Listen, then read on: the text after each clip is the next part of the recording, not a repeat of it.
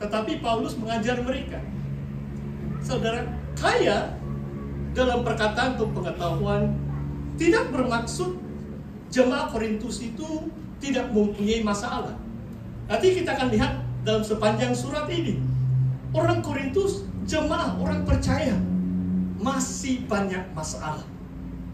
Khususnya masalah secara moral dari kelakuan atau akhlak mereka. Saudara, kamu tahu atau tidak, kota Korintus disebut kota yang mewah. Di antara tanah besar dan juga semenanjung itu Yunani dibagi dua, Korintus di tengah-tengah. Okay? Saudara, nanti kamu Google map, okay? Tetapi kota ini, kalau saudara baca buku tafsiran, disebut satu nama yang tidak begitu baik. It is named as Fornicating Corinth.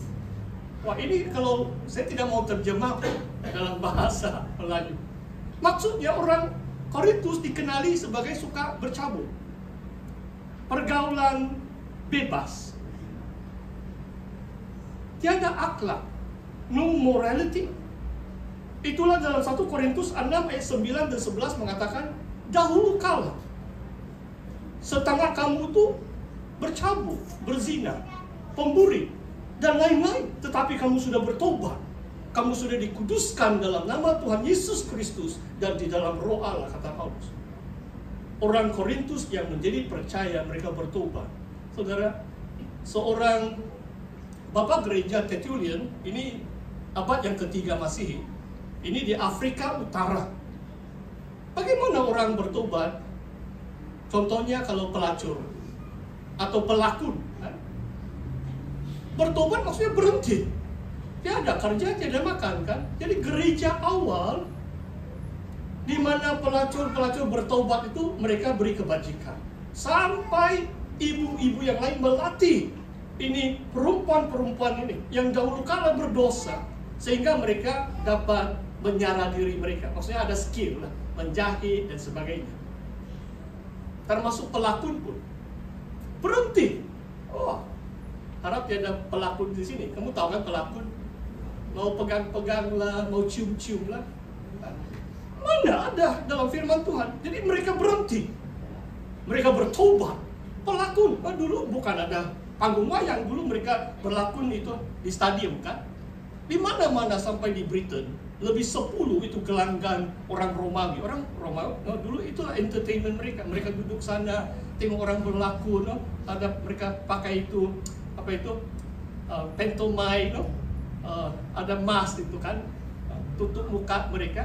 Tapi banyak hal-hal yang tidak baik, sehingga pelakon pun bertobat, berhenti.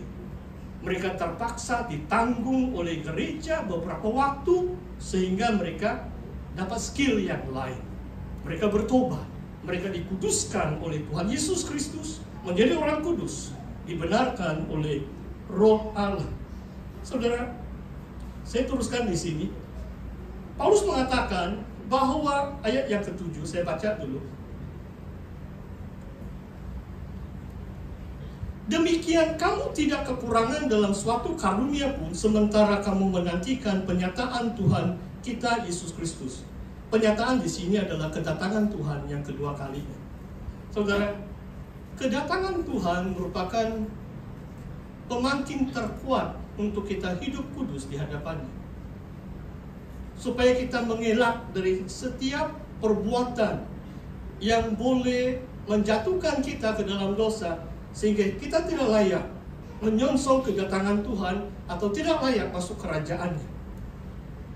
Kedatangan Tuhan harus menjadi pemancing. It is a real encourager, pendorong untuk kita hidup lebih baik di hadapan Tuhan. Sebab kedatangan Tuhan semakin dekat. Paulus katakan ini. Sementara kita menanti itu, kamu penuh dengan karunia.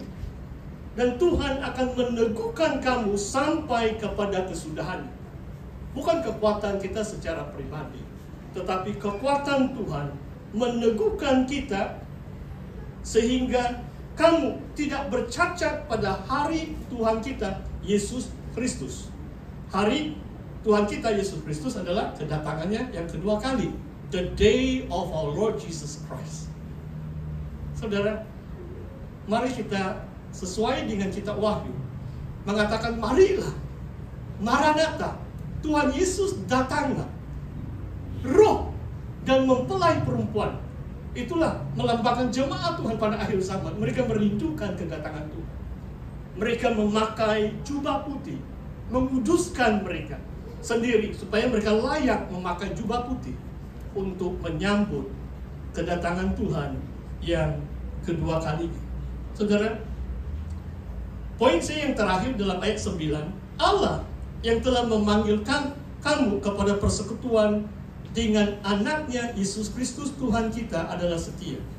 Tuhan setia meneguhkan kita sampai kesudahan zaman. Tuhan tidak akan membiarkan kita. Selagi kita percaya, selagi kita datang kepadanya melalui doa, Tuhan setia. Dia menepati janji-janjinya untuk menguatkan kita. Di sini mengatakan, dia memanggil kita kepada persekutuan dengan anaknya Yesus Kristus. Adakah saudara mengenal Tuhan? Bagaimana kita hidup bergaul dengan pribadi yang kita kenal, yang kita tidak kenal? Saudara, waktu saya masih remaja, saya punya flatmate coba Injil saya. Saya pikir saya sudah orang Kristen, dan dia mengatakan 2 soalan. Adakah kamu mengenali Tuhan Yesus? Do you know the Lord Jesus? Bagaimana mengenali ini Tuhan Yesus? Walaupun dalam fahaman pegangan iman saya yang sedikit waktu itu, saya baru 17 tahun. Saya pikir Yesus itu jauh-jauh di sorga banget. Bagaimana kenal? Apa ini maksudnya kenal? No, kenal Yesus. Tapi yang betul-betul meruntuhkan pegangan saya waktu itu adalah soalan yang kedua. Do you have a personal relationship with Jesus Christ? Dia tanya. Ini orang yang di university. Adakah kamu ada hubungan pribadi dengan Yesus Kristus? Dan saya tidak boleh jawab soalan itu. Kalau saya jujur, memang saya jawab, saya tidak kenal pribadi ini pun. Bagaimana saya ada hubungan pribadi dengan Tuhan Yesus? Saudara, Allah memanggil kita kepada persekutuan dengan anaknya Yesus Kristus. Maksudnya orang yang bertobat, orang yang menerima Yesus dalam hati mereka. Mereka mengenal Yesus Kristus, mereka bersekutu, mereka hidup bergaul dengan Tuhan Yesus. Dan inilah panggilan Tuhan untuk kita. Sementara kita menantikan penyataan kedatangan Yesus yang kedua kalinya, mari kita berdoa. Saya minta barisan pemusik bantu saya di sini. Mari kita merenungkan firman Tuhan hari ini.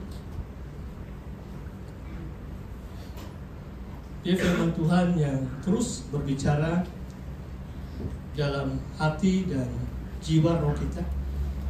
Haleluya Tuhan. Haleluya Bapa. Terima kasih ya Tuhan untuk firman-Mu ya Bapa. Engkau adalah Allah yang baik, memanggil kami sebagai satu umat-Mu di tempat ini bersama seluruh umat-Mu yang ada di dunia ini ya Bapa. Tidak kira nama gereja, melainkan mereka juga percaya kepada Yesus, Tuhan mereka dan Tuhan kami ya Bapa. Kami bersatu dalam satu roh, bersatu dalam kebenaran firman-Mu, percaya kepada satu Allah dan Bapa, satu Tuhan, Tuhan Yesus Kristus, satu Roh Kudus. Terima kasih ya Bapa, Engkau terus memakai kami sebagai alat saluran berkat-Mu melalui gereja lokal di mana kami ditempatkan. Ibu kota Kinabalu ini menjadi tempat kediaman kami, tempat yang strategik untuk menjangkau bangsa-bangsa yang lain di kota ini, bahkan seluruh Sabah, Sarawak dan Semenanjung Malaysia ya Tuhan. Engkau beri kami visi yang luas ya Bapa, supaya kami juga dapat mengatakan dengan semua orang di segala tempat, kami adalah umat-Mu yang percaya. Terima kasih ya Bapa. Di dalam nama Tuhan Yesus Kristus kami mengucap syukur dan berdoa. Amin. Amin. Mari kita bangkit berdiri.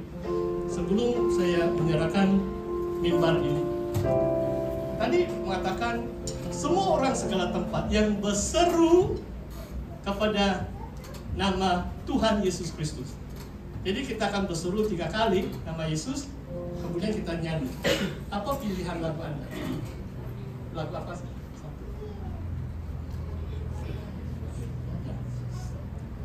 Kita akan berseru nama Yesus 3 kali.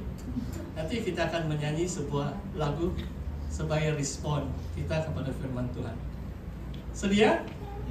Haleluya. Tangan kiri kanan pun boleh. Pastor kidal, itulah saya pakai kiri ya. Kamu pakai kanan. Nah, 1, 2, 3. Yesus, Yesus, Yesus. Belum lagi. Macam belum kuat dah. Berseru bah, berseru. 1, 2, 3. Yesus, Yesus, Yesus. Haleluya.